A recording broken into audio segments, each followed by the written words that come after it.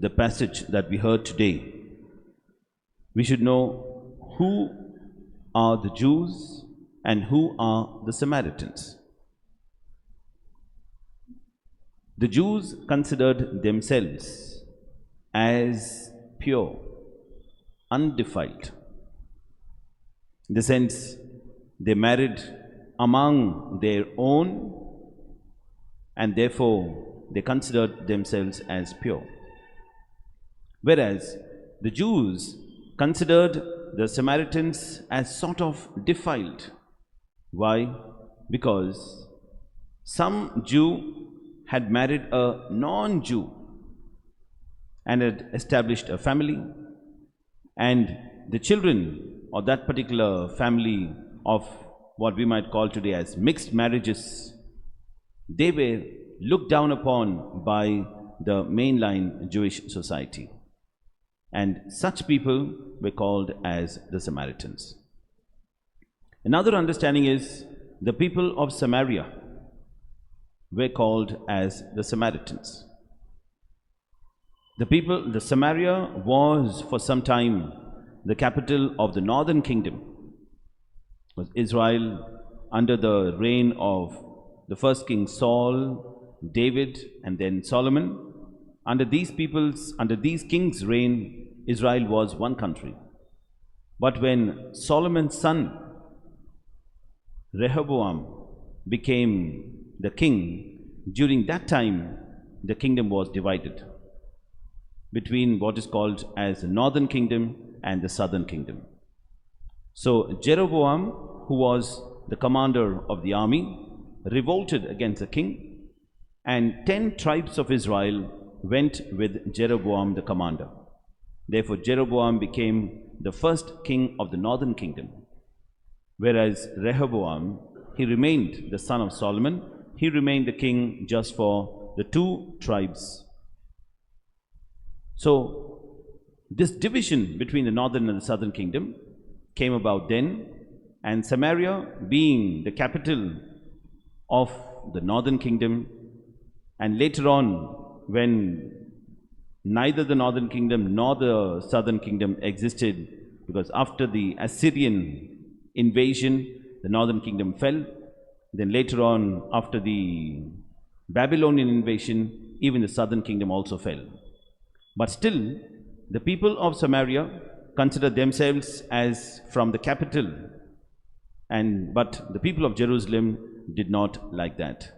So it's a sort of political as well as a sociological thing as well, that the Samaritans were looked down upon by the Jews.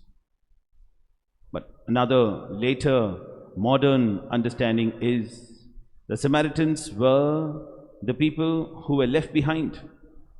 When the Babylonians came in the year 586 BC and invaded Israel and took away all the cream of the society, the leaders and all that, and those were like very poor, and those who were literally good for nothing, they left them behind. And those who remained behind stayed in the land, and therefore now those who were taken away considered themselves as better than those who were left behind. So later on, under the reign of the emperors, the Persian emperors Darius and Cyrus, when the Israelites came back to the Holy Land, to the Promised Land, the cream as such came back again. But when they saw that the local people were already there, they considered them as so-called defiled. And that's the reason why they looked down. So you see, historically there have been several reasons why this division between the Jews on the one hand and the Samaritans on the other hand. Now the gospel reading says, Jesus had set his face to go towards Jerusalem, and in between is Samaria. Because Jesus was coming from the north, that is from Nazareth, from Capernaum, from the north, basically from the Galilee region. Jesus was coming to Jerusalem. The Samaritan town and the Samaritan villages are in between, what we might call in Madhya Pradesh. They are in between. So Jesus from the north had to cross through the Samaritan villages and then come down to Jerusalem, which is in the south. So now, since he had fixed his eyes to go towards Jerusalem, the Samaritan people disliked it. And that's the reason why they did not welcome Jesus. So we can understand that the animosity between the Jews and the Samaritans was really severe. It was really severe. And that's the reason why they did not do this. Now, sometimes it can happen even among us. Let's say somebody comes and says, oh, we are looking for so and so. Then you may know, suppose that person is not your friend. So what you'll say, I don't know. We don't know. But suppose that person is your friend, immediately, yes, go this way, yeah, that's the third house, fourth house, yes, that's the house, you might say. So you see, the relationship between persons really matters concerning the way we are disposed.